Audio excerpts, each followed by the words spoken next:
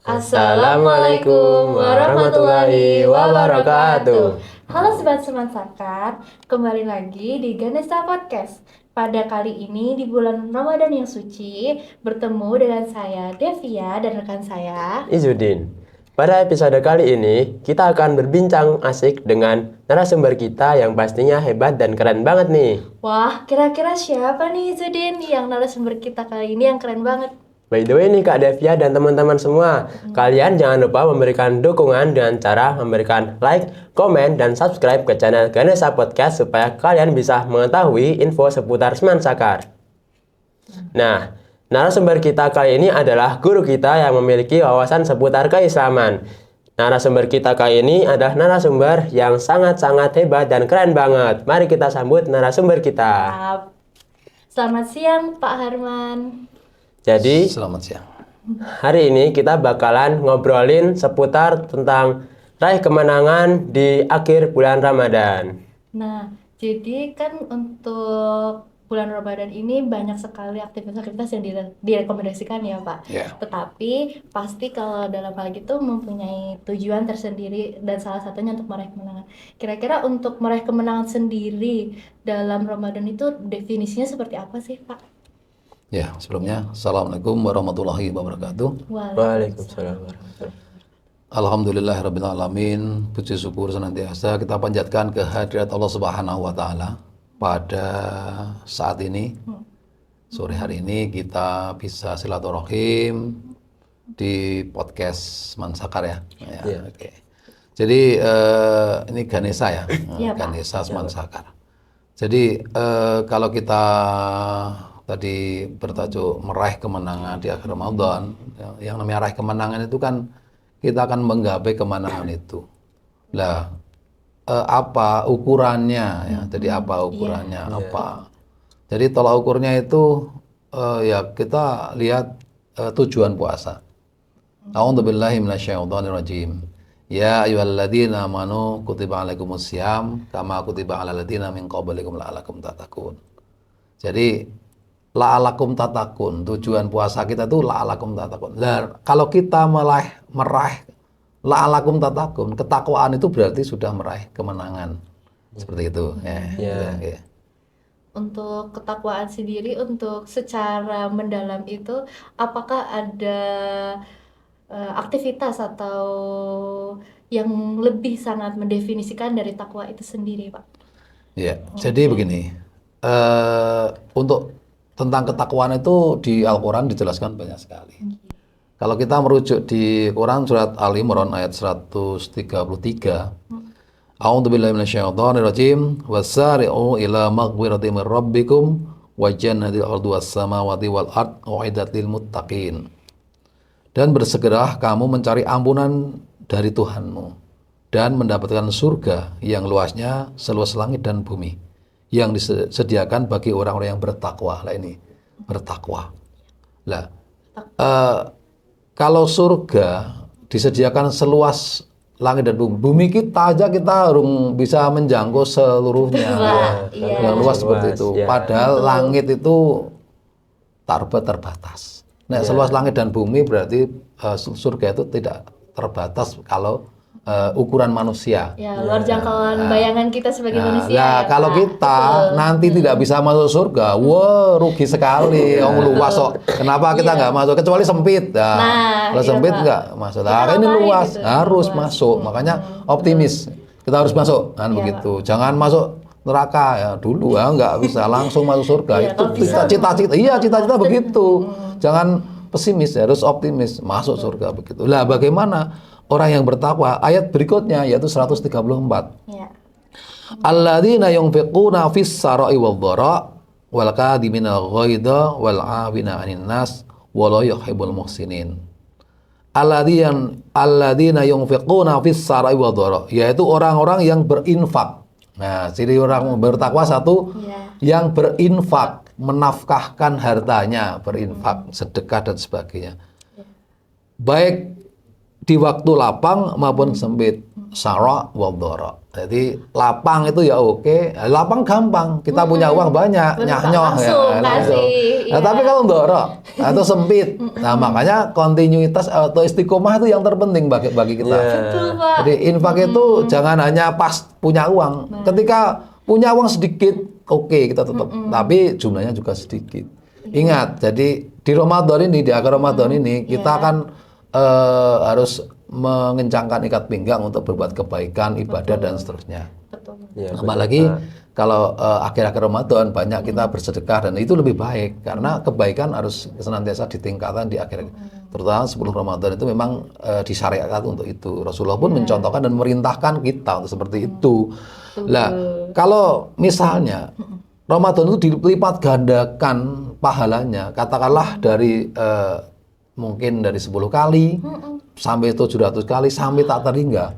Lah kalau kita nol infaknya dikalikan 700, nol kan itu nol. Nah, itu Iya, masalah Pak. dananya, Pak. Betul. Kita minimal atau misalnya kita punya sedikit uang, infaklah misalnya 500 perak lah, 1000, 2000 lah. Masukkan ke kotak infak, kalikan 2000 kali 700 sudah berapa? Ada nilainya. Tapi kalau nol nggak infak, dikalikan ya nggak bisa, kan tetap nol.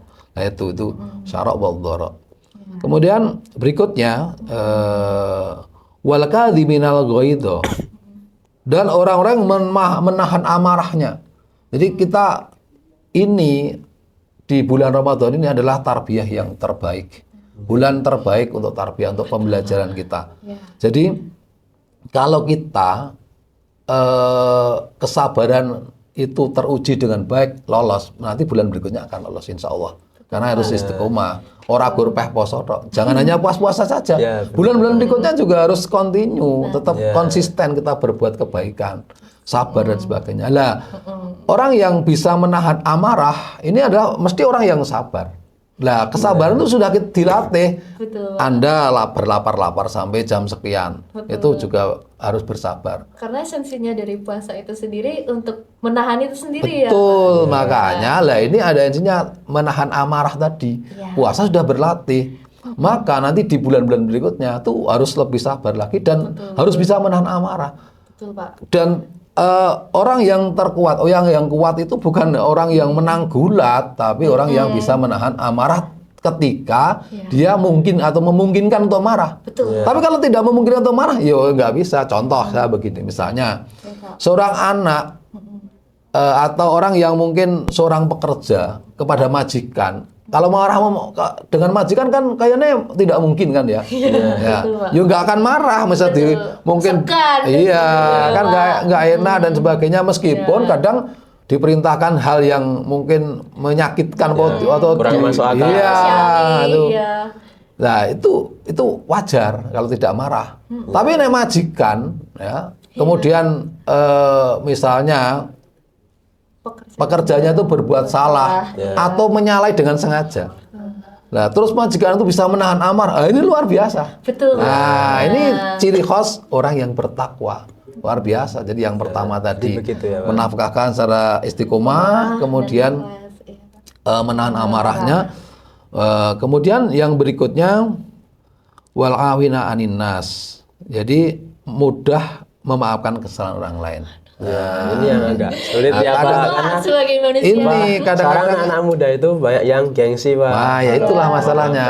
Betul. Makanya kalau kita konteks kita menuju ketakwaan, nah itu harus dikedepankan ininya dulu, ketakwaannya dulu. Memang yang kita itu ego ya, mendahulukan ego itu memang Sulit. Ya sulit untuk. Semakin kita umurnya semakin beranjak itu pasti untuk ego itu selalu semakin bertambah Betul, besar. ya, betul. Banyak kemungkinannya. Ya makanya berat kadang-kadang memaafkan orang lain Karena itu berat. kadang-kadang itu kita mikirnya juga kita udah bener gitu loh, Pak. Ya, Iya, Jadi bener. apa yang dilakukan orang lain itu kita kayak merasa salah gitu. Karena yang paling benar tuh kita.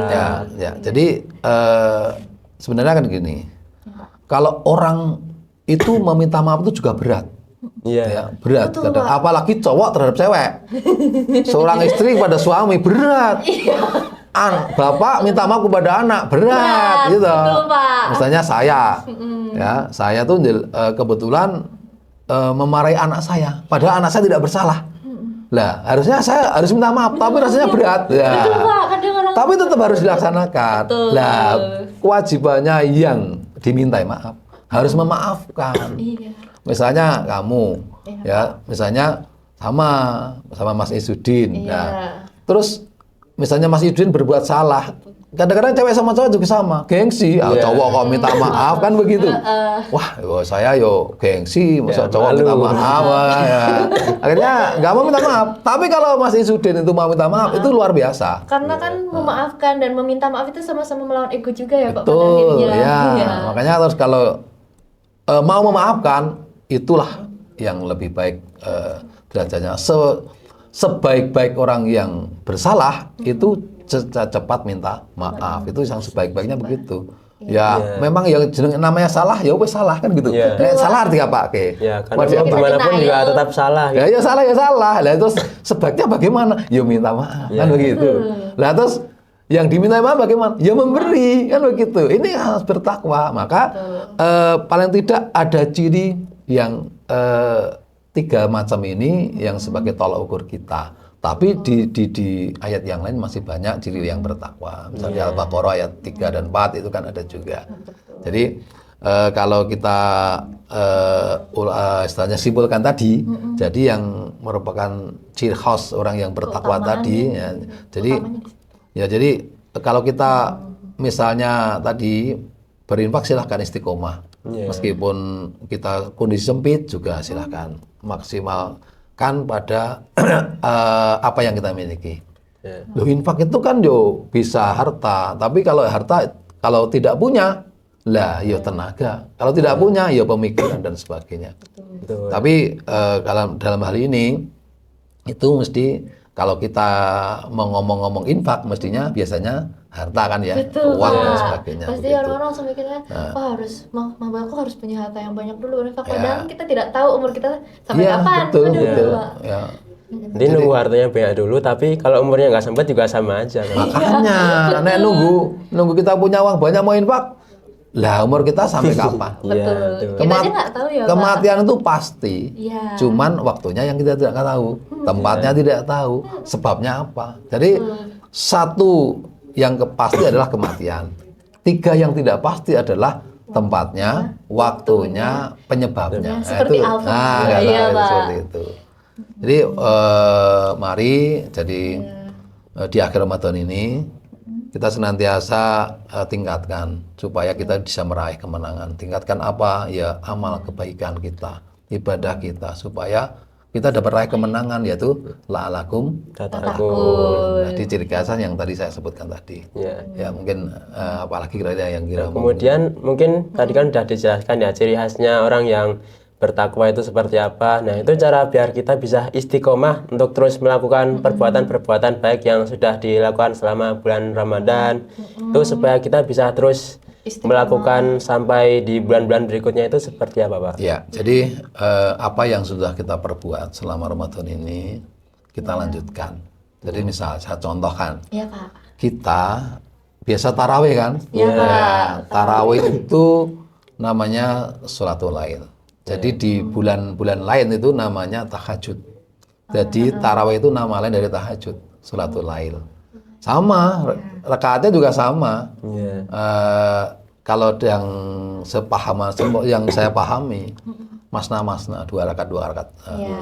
Jadi sholat malam itu 2, itu yang kita pahami lah. Nanti di bulan-bulan berikut setelah ini mulai Syawal itu namanya Syawal itu peningkatan. Maka setelah Ramadan Syawal itu artinya meningkat, maka harus meningkat. Betul, Pak. Ya. Sehingga orang yang memiliki ciri ibadahnya meningkat berarti dia meraih kemenangan itu. Ya. Nah, terus dikontinyukan. Nanti apa yang sudah kita perbuat selama Ramadan kita laksanakan di bulan itu, insya Allah nanti dengan sendirinya kita tuh seperti ini, seperti terpantau akhlak kita tadi. Karena ketika kita akan berbuat misalnya nyimpang dari syariat, itu akan terasa dan Ya, betul. hati kita tuh menolak begitu karena gelisah. pembiasaannya itu namanya hati yang bersih yang memang kita sudah biasakan dengan baik, maka akan menolak kejahatan atau bisikan-bisikan setan akan tertolak gitu. Jadi intinya kebiasaan yang sudah dilakukan selama Ramadan, mari kita bawa di bulan berikutnya, sehingga puasa ini bukan hanya sekedar puasa di bulan Ramadan saja, namun nanti puasa itu terbawa. Artinya kebiasaan di saat bulan puasa ini terbawa di bulan berikutnya, gitu. Insya Allah nanti bisa memelihara ibadah yang sudah kita lakukan itu. Karena kan kita kadang sebagai manusia itu untuk arusnya untuk kita berbuat tidak menyimpang dari agama, kadang kan kayak mungkin di luar itu teman-teman kadang nyebelin gitu kan. Dipengaruhi sama lingkungan juga. Betul, Pak. Jadi begini, ajar qobladar. Artinya apa? Pilihlah lingkungan sebelum kamu tinggal. Artinya begitu. Jadi ketika kita akan tinggal di suatu tempat, itu kita harus milih dulu lingkungannya seperti apa. Nah, kita baru tentukan kita tinggal di situ. Itu kalau kita bisa memilih. Namun ketika kita itu rumahnya ya di situ, lingkungannya seperti itu, lah terus gimana? Makanya kita ibda binafsi. Mulailah dari diri sendiri. Mempunyai pendirian yang kuat itu tadi ya, Pak. Kita akhlak kita perbaiki, keimanan akidah kita kuatkan, sehingga mulai dari diri sendiri, kemudian nanti menular kepada lingkungan terdekat kita. Jadi bisa membawa kebaikan buat orang lain ya, Pak. Otomatis ya. Jadi memang sebaik-baik orang itu yang bermanfaat bagi orang lain. Betul. Ya. Ya, khairun nas anfa'uhum linnas. Jadi sebaik-baik manusia itu yang bermanfaat bagi orang lain gitu. Kemudian jadi jangan sampai ketika kita sudah meninggalkan bulan Ramadan itu amalan-amalan itu hilang gitu ya, Pak. Jangan malah habis bulan Ramadan selesai kita malah lebih buruk daripada bulan. Maka begini, kita kan punya teman. Teman yang baik adalah yang selalu mengingatkan ketika kita dalam keadaan yang tidak benar atau ketika kita akan melenceng itu diingatkan teman. Makanya di pengamalan kita itu kan sebenarnya kan ada tuntutan belajar kan ya. Jadi Tola bilang ini fardhun ala kulli muslimin. Jadi belajar atau menuntut ilmu itu wajib bagi umat Islam. Nah, apa yang kita pahami itu diamalkan. Ya. Kalau kita kalau tidak mau mengamalkan ilmu ya sama saja bohong. Ya. Kamu seperti keledai misalnya ya. Keledai itu dikasih buku, kiwa tengahnya kayak bronjong, kasih buku, wes kan mang, yo nggak akan dibaca keledai itu, sama saja pohon tidak berbuah, ya sama saja lebah tidak bermadu, seperti itu. Berilmu tapi tidak dimanfaatkan, tidak diterapkan, tidak diamalkan seperti itu. Makanya, lah pengamalnya bagaimana? Kita amalkan maksimal. Ketika ada saudara kita yang melenceng, mari kita ingatkan, itulah sahabat, itulah saudara. Seperti gitu ya, Pak. Karena esensinya dari pertemanan itu memang harusnya membawa manfaat untuk diri kita sendiri. Seperti itu, betul. Kemudian untuk ketika kita mengingatkan, terkadang kan teman-teman mungkin tidak bisa sevisi misi dengan apa yang kita ingatkan. Untuk hal itu, apakah kita lebih baik menjauh atau kita harus bertindak seperti apa, Pak? Untuk tadi kan saya ngomong kesabaran kan ya. Kesabaran itu di Islam kesabaran itu tanpa batas. Kalau ada orang mengatakan sabar itu ada batas. Itu enggak. Islam enggak mengenal itu. Sampai mati sabaran itu. Sehingga ujian-ujian umat terdahulu itu luar biasa. Betul, Pak. Kalau kita hanya mengingatkan radi gagas, itu hanya kecil, itu maka sabar. Tetap ingatkan terus, dan kita beri contoh, kita ajak ke kebaikan. Itu seperti itu. Jadi nggak ada kita jangan pesimis. Insya Allah Allah akan berpetunjuk. Kita itu hanya disuruh untuk memberi peringatan. Masalah hidayah itu Allah. Itu miliknya Allah. Jadi kita nggak bisa memberi hidayah. Kita hanya bisa memberi peringatan, mengingatkan atau mengajak Rasulullah pun begitu. Betul. Rasulullah itu tidak bisa memberitahu ya, paman beliau sendiri Betul. Ya, sampai meninggal. akhir hayat. Abu Itu Thalib. itu nggak bisa masuk Islam. Kenapa? Karena hidayahnya juga Dari Allah. dari Allah Ya. ya Mbak. Yang penting dari kita sudah berusaha sebaik mungkin. Rasulullah mencoba Ya. Sampai di ketika hati. Padahal beliau itu mau meninggal, Dekat, sakaratul maut sudah iya. di samping beliau, kemudian menuntun la ilaha illallah dan seterusnya. Tapi Umayyah bin Khalaf, sahabatnya Abu Thalib, selalu jangan ikuti. Kamu jangan meninggalkan agama nenek moyang kita. Seperti Betul, Pak. itu. Iya. Umayyah bin Khalaf selalu mendampingi ketika sakaratul mautnya Jangan, Abu Thalib. Iya, seperti itu. Nah, tapi kita jangan berputus asa. Ya. Nah, tetap semangat untuk memberi contoh dan saling mengingatkan. Ya, Gitu. jadi memberikan yang terbaik gitu ya Pak. Betul. Ya. Meskipun ya feedbacknya kurang baik, tapi yang penting kita udah memberikan yang Iya, terbaik. jadi tetap ikhfa bilati ahsan. Ngabarai. Ya. Balaslah keburukan itu dengan kebaikan. Artinya ketika kita menegur, mengingatkan saudara atau teman kita itu dengan baik, kok dia membalas dengan tidak baik, tetap kita berbuat baik lagi. Maka ikhfa bilati ahsan tadi, balaslah keburukan dengan kebaikan. Karena malah kalau seperti itu teman-teman yang sebelumnya feedbacknya kurang baik nanti lama-kelamaan bisa jadi bisa baik. terbawa dari Betul, memang kita, seperti terus itu. kemudian kita juga mencontohkan apa yang kita ingatkan. Itu berarti kita benar-benar mengimplementasikan apa yang kita peringatkan kepada mereka begitu Oke, ya Pak. ya, betul ya. Lebih baik Ya. mencontohkan. Ya. Waduh Isudin, udah gak kerasa banget ya kita udah di akhir acara, dan sayang sekali apabila teman-teman dan sobat Ganesha mempunyai pertanyaan, bisa banget untuk ditanyakan di kolom komentar. Dari kami sedih banget udah ada di akhir sesi, dan Sayang banget nih. kami mengucapkan terima kasih banyak sebesar-besarnya untuk sobat Ganesha Podcast yang telah menyimak talk show ini, dan kami juga mengucapkan terima kasih banyak kepada Pak Harman sudah menyampaikan ilmu yang sangat bermanfaat kepada kami untuk berkelanjutan ke depannya. Jadi teman-teman nantinya tidak usah bingung lagi nih untuk ke depannya gimana sih cara istiqomah dan lain-lain, karena pada kali ini kita sudah diterangkan untuk panduan-panduannya, kemudian keutamaan-keutamaannya yang sangat bermanfaat sekali. Ya. Semoga yang lihat talk show ini bisa dapat THR yang makin banyak, dan Amin. semoga apa yang disampaikan bisa diimplementasikan dalam kehidupan sehari-hari. Betul, karena sudah pastinya Sobat Ganesha akan meraih begitu banyak manfaat yang tidak terbatas ketika kita sudah sebaik-baiknya menjadi manusia yang bertakwa di akhir Ramadan ini dan melanjutkan kontinuitas dari perbuatan takwa tersebut. Yeah. Dan teman-teman Ganesha jangan lupa untuk memberikan like, komen, dan subscribe di channel kita.